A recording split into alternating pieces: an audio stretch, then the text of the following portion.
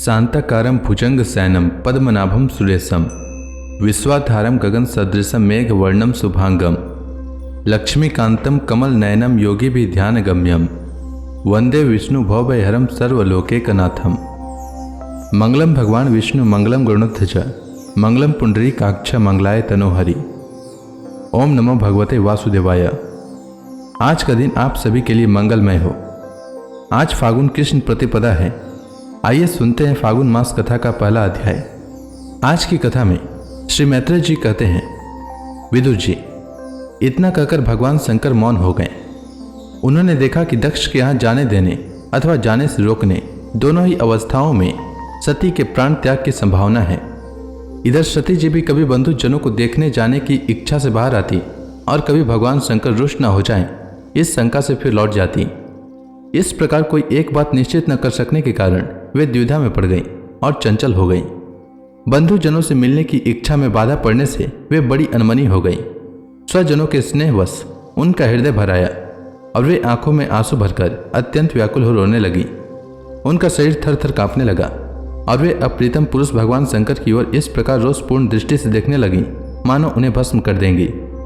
शोक और क्रोध ने उनके चित्त को बिल्कुल बेचैन कर दिया तथा स्त्री स्वभाव के कारण उनकी बुद्धि मूढ़ हो गई। जिन्होंने प्रीतिवश उन्हें अपना आधा अंग तक दे दिया था, उन सत्पुरुषों के प्रिय भगवान शंकर को भी छोड़कर वे लंबी लंबी सांसें लेती हुई अपने माता पिता के घर चल दी।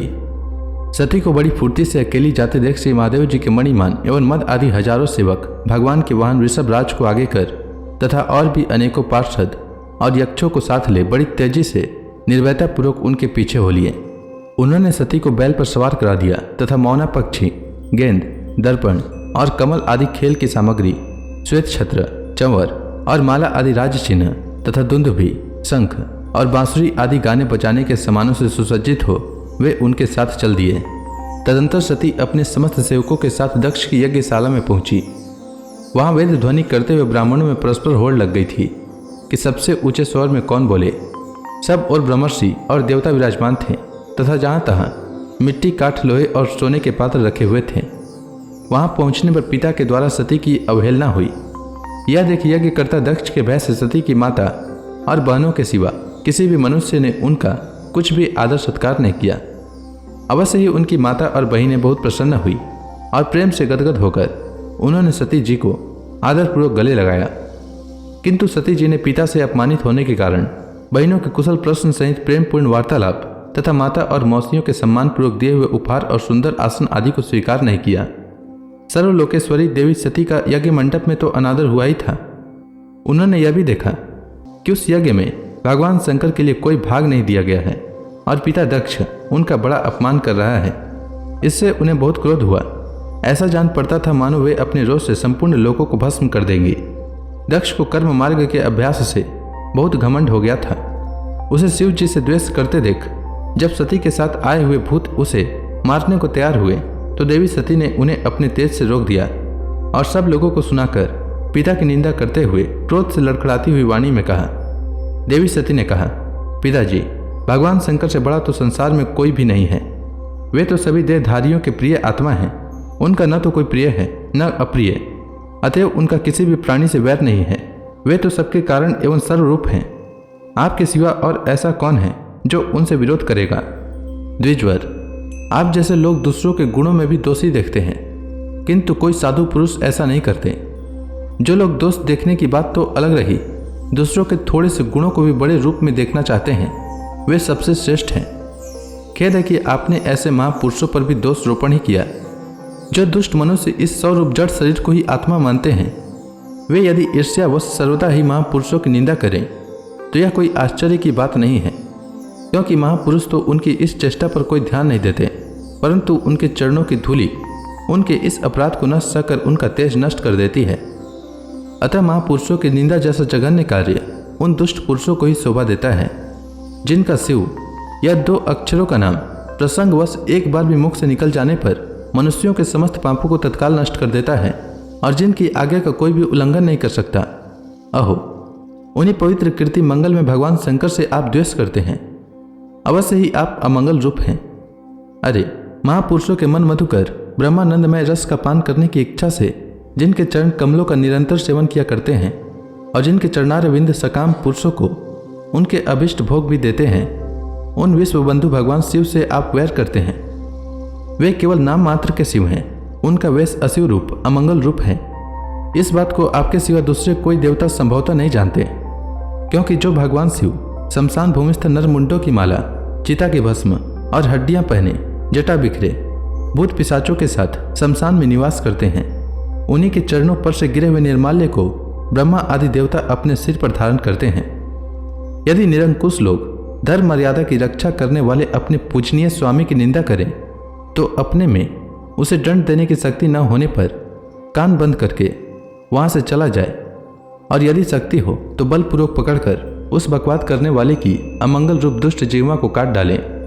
इस पाप को रोकने के लिए स्वयं अपने प्राण तक दे दें, यही धर्म है। आप भगवान नीलकंठ की निंदा करने वाले हैं, इसलिए आपसे उत्पन्न हुए इस शरीर को अब मैं नहीं रख सकती। यदि भूल से कोई निंदित वस्तु खा ली जाए तो उसे वमन करके निकाल देने से ही मनुष्य की शुद्धि बताई जाती है। जो महामुनि निरंतर अपने स्वरूप में ही रमण करते हैं, उनकी बुद्धि सर्वदा वेद के विधि निषेधमय वाक्यों का अनुसरण नहीं करती। जिस प्रकार देवता और मनुष्यों की गति में भेद रहता है, उसी प्रकार ज्ञानी और अज्ञानी की स्थिति भी एक सी नहीं होती। इसलिए मनुष्यों को चाहिए कि वह अपने ही धर्म मार्ग में स्थित रहते हुए भी दूसरों के मार्ग की निंदा न करें। प्रवृत्ति और निवृत्ति रूप दोनों ही प्रकार के कर्म ठीक हैं। वेद में उनके अलग अलग रागी और विरागी दो प्रकार के अधिकारी बताए गए हैं। परस्पर विरोधी होने के कारण उक्त दोनों प्रकार के कर्मों का एक साथ एक ही पुरुष द्वारा आचरण नहीं किया जा सकता। भगवान शंकर तो पर ब्रह्म परमात्मा हैं, उन्हें इन दोनों में से किसी भी प्रकार का कर्म करने की आवश्यकता नहीं है। पिताजी, हमारा ऐश्वर्य अव्यक्त है, आत्मज्ञानी महापुरुष ही उसका सेवन कर सकते हैं। आपके पास वह ऐश्वर्य नहीं है और यज्ञशालाओं में यज्ञान से तृप्त होकर प्राण पोषण करने वाले कर्मठ लोग उसकी प्रशंसा भी नहीं करते। आप भगवान शंकर का अपराध करने वाले हैं, अतः आपके शरीर से उत्पन्न इस निंदनीय देह को रखकर मुझे क्या करना है। आप जैसे दुर्जन से संबंध होने के कारण मुझे लज्जा आती है। जो महापुरुषों का अपराध करता है उससे होने वाले जन्म को भी धिक्कार है। जिस समय भगवान शिव आपके साथ मेरा संबंध दिखलाते हुए मुझे हंसी से दक्ष कुमारी के नाम से पुकारेंगे, उस समय हंसी को भूलकर मुझे बड़ी ही लज्जा और खेद होगा। इसलिए उससे पहले ही मैं आपके अंग से उत्पन्न इस 100 तुल शरीर को त्याग दूंगी। श्री मैत्रेय जी कहते हैं, कामादि शत्रुओं को जीतने वाले विदुर जी उस यज्ञ मंडप में दक्ष से इस प्रकार कह देवी सती मौन होकर उत्तर दिशा में भूमि पर बैठ गई। उन्होंने आचमन करके पीला वस्त्र ओढ़ लिया तथा आंखें मूंद कर शरीर छोड़ने के लिए वे योग मार्ग में स्थित हो गईं। उन्होंने आसन को स्थिर कर प्राणायाम द्वारा प्राण और अपनों को एक रूप करके नाभि चक्र में स्थित किया। फिर उदान वायु को नाभि चक्र से ऊपर उठाकर धीरे धीरे बुद्धि के साथ हृदय में स्थापित किया। इसके पश्चात आनंदिता सती उस हृदय स्थित वायु को कंठ मार्ग से भ्रुकुटियों के बीच में ले लिया। इस प्रकार जिस शरीर को महापुरुषों के भी पूजनीय भगवान शंकर ने कई बार बड़े आदर से अपनी गोद में बैठाया था, दक्ष पर कुपित होकर उसे त्यागने की इच्छा से महामनस्विनी सती ने अपने संपूर्ण अंगों में वायु और अग्नि की धारणा की। अपने पति जगत गुरु भगवान शंकर के चरण कमल मकरंद का चिंतन करते करते सती ने और सब ध्यान भुला दिया। उन्हें उन चरणों के अतिरिक्त कुछ भी दिखाई न दिया। इससे वे सर्वथा निर्दोष अर्थात मैं दक्ष कन्या हूँ ऐसे अभिमान से भी मुक्त हो गई और उनका शरीर तुरंत ही योगाग्नि से जल उठा। उस समय वहां आए हुए देवता आदि ने जब सती का देह त्याग रूप यह महान आश्चर्य में चैत्र देखा, तब वे सभी हाहाकार करने लगे और वह भयंकर कोलाहल आकाश में एवं पृथ्वी तल पर सभी जगह फैल गया। सब और यही सुनाई देता था, हाय दक्ष के दुर्व्यवहार से कुपित होकर देवाधिदेव महादेव की प्रिया सती ने प्राण त्याग दिए। देखो, सारे चराचर जीव इस दक्ष प्रजापति की ही संतान है, फिर भी इसने कैसी भारी दुष्टता की है। इसकी पुत्री शुद्ध हृदया सती सदा ही मान पाने योग्य थी, किंतु इसने उसका ऐसा निरादर किया कि उसने प्राण त्याग दिए। वास्तव में यह बड़ा ही असहिष्णु और ब्राह्मण द्रोही है। अब इसके संसार में बड़ी अपकीर्ति होगी। जब इसकी पुत्री सती इसके अपराध से प्राण त्याग करने को तैयार हुई, तब भी इस शंकर द्रोही ने उसे रोका तक नहीं। जिस समय सब लोग ऐसा कह रहे थे, उस समय शिव जी के पार्षद सती का यह अनुभव प्राण त्याग देख अस्त्र शस्त्र लेकर दक्ष को मारने के लिए उठ खड़े हुए।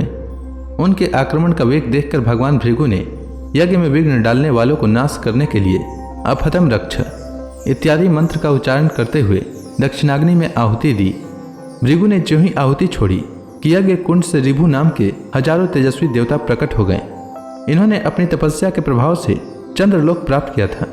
उन ब्रह्म तेज संपन्न देवताओं ने जलती हुई लकड़ियों से आक्रमण किया तो समस्त गुह्यक और प्रमथगण इधर उधर भाग गए। तो इसी के साथ यह अध्याय समाप्त हुआ। इसके बाद भगवान शंकर ने क्या किया यह मैं अगले अध्याय में सुनाऊंगा। तब तक के लिए भगवान हरि का नाम लेते रहें। तो प्रेम से बोलिए भगवान विष्णु की जय, श्री कृष्ण भगवान की जय, लक्ष्मी माता की जय, तुलसी माता की जय, भगवान शंकर की जय, समस्त देवी देवताओं की जय।